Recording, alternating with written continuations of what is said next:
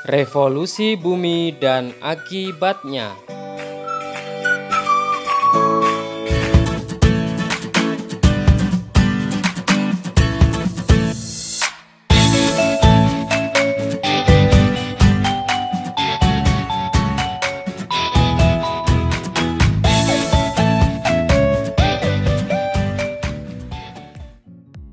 Selain berputar pada porosnya, bumi juga berputar mengelilingi matahari. Perputaran bumi mengelilingi matahari disebut revolusi bumi. Bumi mengelilingi matahari dengan orbit yang berbentuk elips atau lonjong. Orbit yang dilalui bumi saat berevolusi disebut ekliptika. Revolusi bumi terjadi selama 365 seperempat hari, atau disebut juga dengan 1 tahun.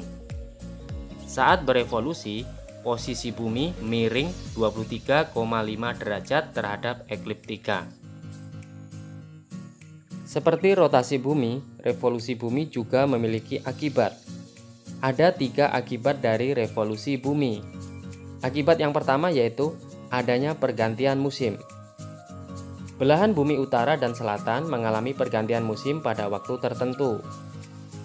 Belahan bumi utara dan selatan mengalami pergantian musim sebanyak 4 musim. Sementara itu Indonesia karena berada di garis khatulistiwa hanya mengalami 2 musim dalam 1 tahun. Pergantian musim adalah salah satu akibat dari revolusi bumi. Akibat yang kedua yaitu terjadinya gerak semu tahunan matahari. Gerak semu tahunan matahari yaitu matahari akan tampak terbit dari titik yang berbeda setiap periode tertentu dalam 1 tahun. Artinya kadang matahari terbit dari sebelah timur, kemudian kadang akan terbit agak ke selatan atau agak ke utara. Itu yang dimaksud dengan gerak semu tahunan matahari. Akibat yang ketiga yaitu ditetapkannya kalender Masehi. Waktu 1 tahun dalam kalender Masehi berdasarkan kala revolusi bumi.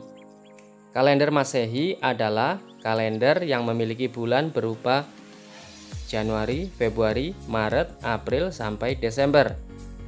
Sedangkan kalender yang kita pakai ada 2, yaitu kalender Masehi dan kalender Hijriah, di mana kalender Hijriah nanti berpedoman pada revolusi bulan mengelilingi bumi.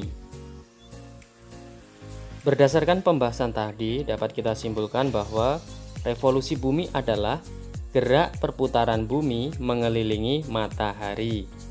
Revolusi bumi terjadi selama 1 tahun.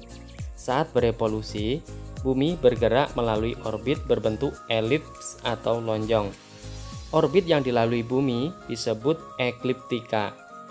Revolusi bumi mengakibatkan beberapa peristiwa sebagai berikut. Yang pertama, adanya pergantian musim. Yang kedua, terjadinya gerak semu tahunan matahari. Dan yang ketiga, dasar ditetapkannya kalender Masehi. Semoga bermanfaat. Terima kasih sudah menonton.